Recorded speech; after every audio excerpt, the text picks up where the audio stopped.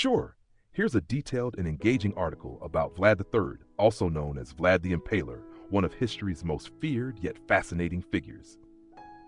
Had Vlad III, the real Dracula, the Impaler Prince of Wallachia. Introduction. The man behind the legend. Vlad III, commonly known as Vlad the Impaler or Vlad Dracula, was a 15th century ruler of Wallachia, modern-day Romania. His name became infamous for his brutal tactics, especially his preferred method of execution, impalement. While he is often associated with Bram Stoker's Dracula, the real Vlad was no vampire, but a ruthless warlord who fought to protect his land from the Ottoman Empire. Was he a bloodthirsty tyrant or a national hero who defended his people?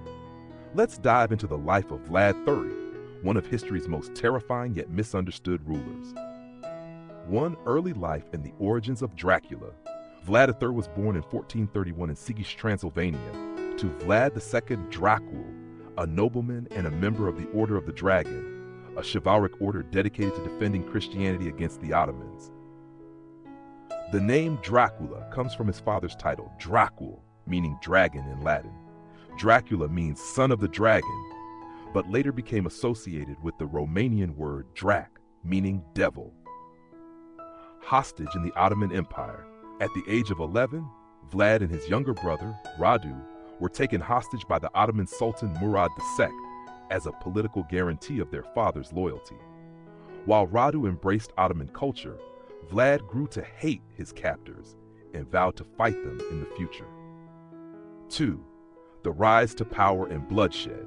Vlad's life was marked by constant battles for the throne of Wallachia, as his homeland was caught between two powerful enemies, Hungary, led by King Matthias Corvinus, the Ottoman Empire, led by Sultan Mehmed II. Vlad takes the throne, 1448, 1456, 1462, 1476. After years of exile, Vlad reclaimed the throne in 1456 and immediately cracked down on corruption and disloyalty. He ruled with an iron fist, striking fear into nobles, criminals, and foreign invaders alike. The infamous impalement.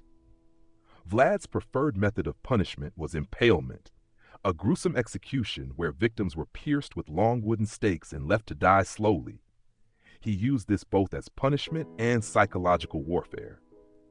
One chilling story tells of how Vlad impaled 20,000 Ottoman soldiers outside Targovishte, creating a forest of the dead so horrifying that even the mighty Sultan Mehmed II retreated in fear. Nashtarii. 3.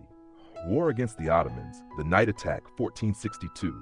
One of Vlad's greatest victories was the night attack at Targovishte in 1462 against the mighty Sultan Mehmed II, the same ruler who conquered Constantinople.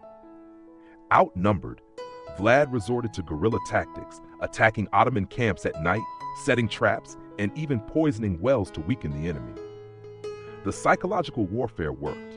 Mehmed II, upon witnessing Vlad's forest of impaled bodies, chose to withdraw his army rather than fight him. 4. Betrayal, capture, and death. Vlad's victories did not secure his rule for long. In 1462, after seeking support from Hungary, Vlad was betrayed and imprisoned by King Matthias Corvinus for over a decade.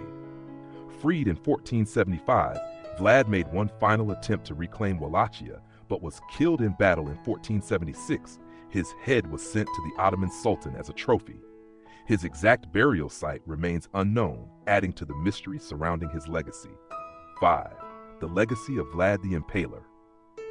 Hero or monster?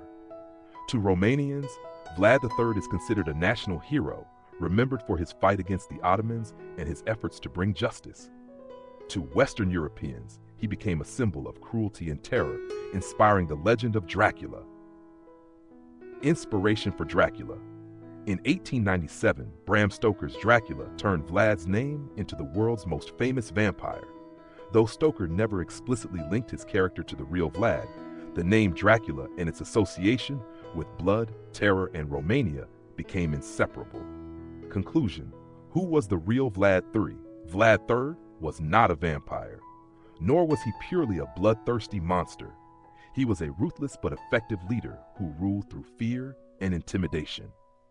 Defender of Wallachia, master of psychological warfare, one of the most feared figures in history, Whether you see him as a savior or a savage, one thing is certain: Vlad the Impaler's name will never be forgotten. Would you have feared or followed Vlad III? Let me know in the comments. Would you like me to help with a YouTube video script, title, or tags for this content?